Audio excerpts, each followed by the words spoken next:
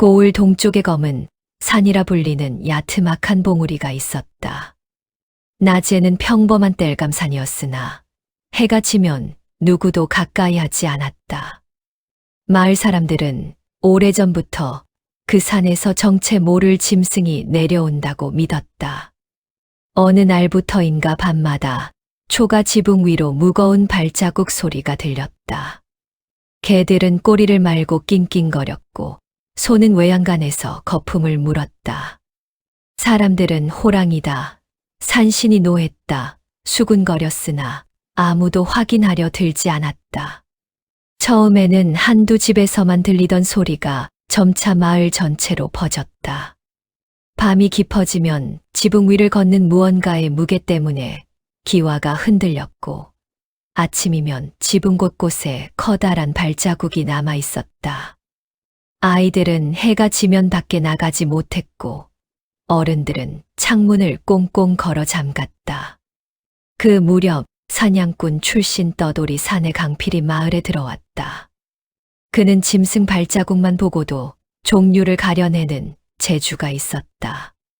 마을 이장은 그에게 쌀 한 섬을 내밀며 부탁했다. 밤에 짐승을 잡아주시오. 이대로는 사람이 살 수가 없소. 강필은 말없이 산 쪽을 바라보았다. 바람 속에서 분명 짐승 냄새가 섞여 있었다. 하지만 그것은 그가 지금껏 맡아본 어떤 짐승과도 다른 낯선 냄새였다. 불길한 예감이 가슴 속에 스며들었다. 강필은 첫날 밤부터 산에 올랐다. 달빛 아래 찍힌 발자국은 보통 짐승 것이 아니었다. 발톱 자국은 늑대보다 컸고 보폭은 말보다 길었다. 그는 수십 년간 산을 누볐지만 이런 흔적은 처음이었다. 숲속을 따라가며 그는 여러 흔적을 발견했다. 꺾인 나뭇가지들은 사람 키 높이보다 훨씬 위에 있었고 땅에는 무언가를 끌고 간 자국이 길게 이어져 있었다. 공기는 묘하게 무거웠고 새들조차 울지 않는 정막만이 흘렀다. 그가 숲속에서 발견한 것은 뜯겨 죽은 노루 한 마리였다. 그러나 살점은 거의 남아 있었고 목만 정확히 물어 끊겨 있었다. 먹기 위해 죽인 것이 아니라는 뜻이었다. 짐승은 배고픔이 아니라 다른 이유로 사냥을 하고 있었다. 그때 풀숲에서 바스락 소리가 났다. 강필이 활을 겨누자 나타난 것은 15쯤 된 소년 도겸이었다. 얼굴은 창백했고 옷은 낡았지만 눈빛만은 또렷했다. 저 짐승을 쫓지 마십시오. 사람을 해치려는 게 아닙니다. 소년은 이상한 말을 남기고 사라졌다. 강필은 그 눈빛에서 두려움보다 확신을 보았다. 짐승보다 더 무서운 비밀이 이 산에 숨겨져 있음을 직감했다. 소년은 분명 무언가를 알고 있었다.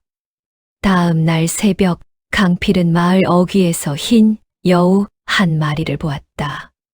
보통 여우와 달리 눈동자가 사람처럼 깊었다. 털은 눈처럼 하얗고 꼬리는 3개나 되어 보였다.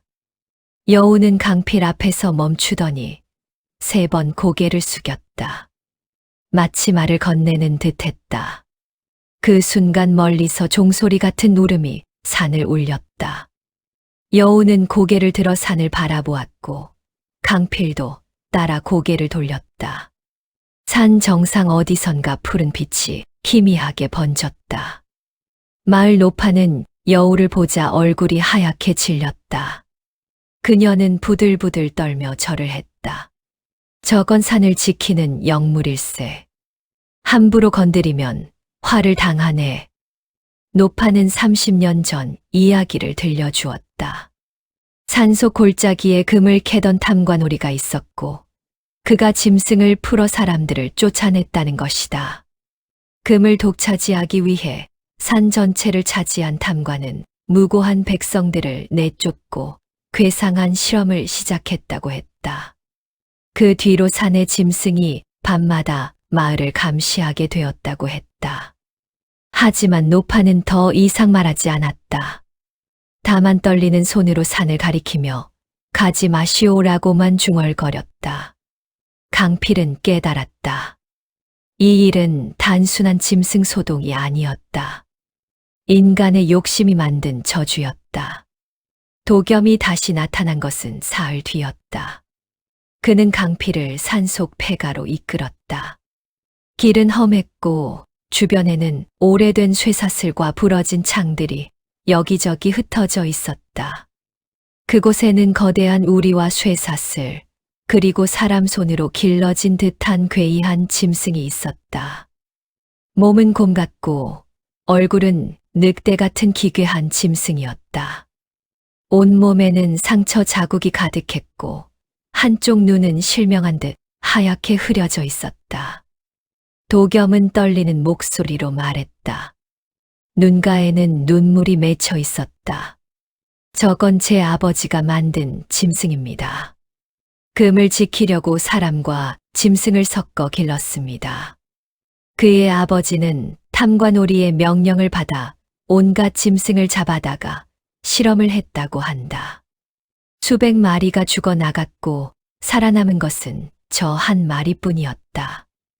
아버지는 결국 미쳐버렸고 짐승만이 홀로 남았다. 짐승은 사람 냄새를 맡자 분노하며 우리를 들이받았다. 쇠창살이 휘어질 정도의 힘이었다.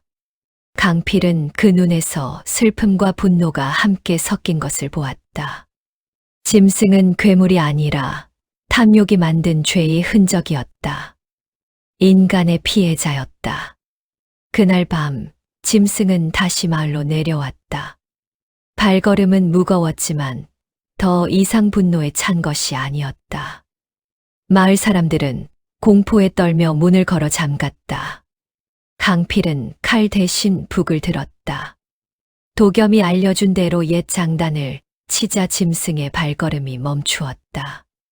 그것은 짐승이 태어나기 전 아직 순수한 새끼였을 때 들었던 소리였다. 북소리는 밤 공기를 가르며 울려 퍼졌다. 짐승은 천천히 고개를 들었고 흐린 눈에서 한 줄기 눈물이 흘러내렸다. 여우가 나타나 짐승 앞을 가로막았고 짐승은 긴 울음을 남긴 채 산으로 돌아갔다. 마치 모든 원한을 내려놓은 듯했다. 그 울음소리는 슬프면서도 평온했다. 마지막 작별 인사 같았다. 이튿날 폐가는 무너져 있었고 짐승의 흔적은 사라졌다. 쇠사슬만이 덩그러니 남아 녹슬어 가고 있었다. 사람들은 다시 평온을 되찾았다. 강필은 마을을 떠나며 말했다. 무서운 건 짐승이 아니라 사람의 욕심이었소.